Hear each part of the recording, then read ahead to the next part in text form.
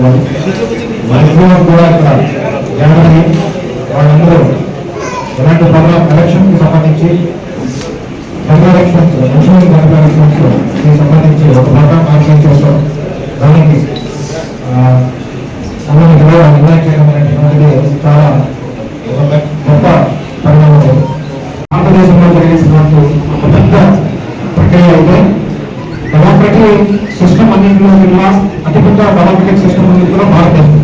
So అలాంటి భారతదేశంలో జరిగినటువంటి ఇంత పెద్ద ప్రక్రియలో ఎక్కడ కూడా ఏ రకమైనటువంటి ఒక చిన్న వైలెన్స్ దాని ఎక్కడ రీగ్రో అనేటటువంటిది ఉండకూడదనే దాని మీద ఎలక్షన్ కమిషన్ గైడ్లైన్స్ మనం ఆచరిస్తూ వాటిని పాటిస్తూ ఎలక్షన్స్ అనేటటువంటిది సజావుగా జరిగే విధంగా ఒక level playing field stake holders అనేటువంటి అన్ని పార్టీలకి ఈక్వల్ ఆపర్చునిటీ ఉండే విధంగా ఒక లెవెల్ ప్లేయింగ్ ఫీల్డ్ అనేటటువంటి దాన్ని మనం ఏర్పాటు చేసే దానిలో అనేక మంది స్టేక్ హోల్డర్స్ అందరూ కూడా ఒక దగ్గర తయారయ్యి ఇలాంటి ప్రోగ్రామ్స్ పెట్టుకోవడం ఎలక్షన్ కమిషన్ యొక్క గైడ్లైన్స్ మనం మళ్ళీ ఒకసారి గుర్తు చేసుకుని ఎలక్షన్స్ అనేవి కూడా ఇన్సిడెంట్ ఫ్రీగా జరిగే విధంగా మనం చేయడం గవర్నమెంట్ యొక్క కృషిని సహకారాన్ని అందించే విధంగా అందరూ కూడా చేసేటటువంటి ఈ ప్రయత్నం అనేటటువంటిది ఒక చాలా అంటే నేను వ్యక్తిగా ఎప్పటికప్పుడు పెడుతున్నాము.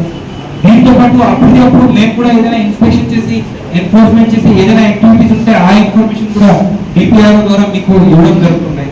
మన అందరికీ ఒకే ఉద్దేశం, మనము ఎలక్షన్స్ చాలా ట్రాన్స్పరెంట్ గా చట్టం ప్రకారంగా మనము జరిపించాలి. ఆ బాధ్యత మా మీద ఉంది, జిల్లా యంత్రాంగం మీద ఉంది, కానీ మాతో పాటు మీ మీద కూడా ఉంది. ఎందుకంటే మీరు ఎంత బాగా మాకు సపోర్ట్ చేస్తే, కోఆపరేట్ చేస్తే, ఎంత ఇష్యూస్ మా వరకు తీసుకొస్తే అని అన్ని రకాలుగా ఇష్యూస్ తీసుకొస్తే మేము ఖచ్చితంగా ఆ సాల్వ్ చేయడానికి మేము ముందుగా ప్రయత్నిస్తాము. నిన్ననే ఎవరో ఒక ఇష్యూ నాకు ఒక వీడియో పంపించిన వెంటనే మేము యాక్షన్ తీసుకొని, ఈరోజు ఒక న్యూస్ కూడా వచ్చింది, దాని మీద వెంటనే యాక్షన్ తీసుకుని వెంటనే స్ట్రిక్ట్ ఇన్స్ట్రక్షన్స్ అందరికీ ఇవ్వడం జరిగింది.